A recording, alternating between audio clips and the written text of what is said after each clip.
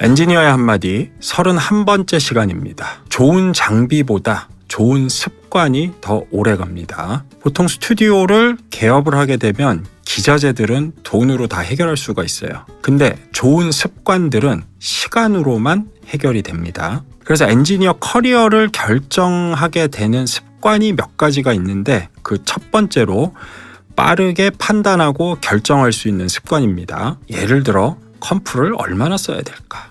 EQ를 지금 얼마나 걸어야 될까? 이런 결정을 빠르게 내리지 못하면 작업 흐름이 뚝뚝 끊깁니다. 프로들은 정답을 찾는 사람들이 아니에요. 정답을 만들어가는 사람들이지. 그리고 두 번째로 문제를 제거하는 습관입니다. 보통 초보자들은 뭔가를 더해가지고 톤을 자꾸 만들려고 그러는데 프로들은 문제가 있는지 없는지 빨리 판단하고 그것부터 제거를 합니다. 그렇게 정리하고 나면 음악 안에서 이 소스가 어떻게 흘러가면 좋겠구나.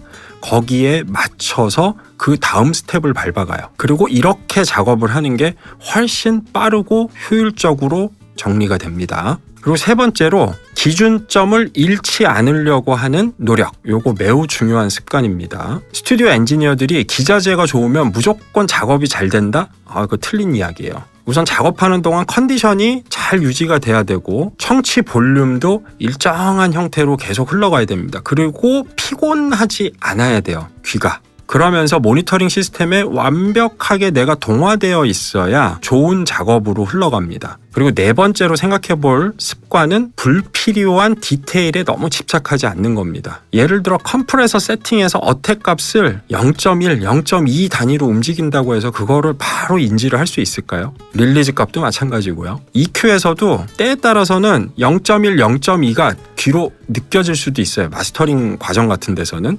근데 믹스 과정에서 과연 그게 그렇게 심하게 차이가 날까요? 그러니까 너무 그런 0.1, 0.1 단위에 집착할 필요 없습니다. 이걸 좀 다르게 해석해보면 완벽주의자적인 그런 마인드보다는 완성주의자 마인드로 좀 접근을 해야 돼요. 만일 내가 지금 러닝을 하고 있다라면은 기록에 집착하는 게 아니라 끝까지 내가 완주하는가, 요 관점에서 좀 봐야 된다라는 거죠. 그래서 마지막 습관으로 연결되는 포인트가 바로 완성하는 습관입니다. 한번 시작하면은 시간을 정해놓고 완성하는 요 습관을 들이는 게 매우 중요해요. 그리고 작업이 끝난 다음에는 세션 정리하는 거, 백업하는 거 이런 것도 잊지 마시고요.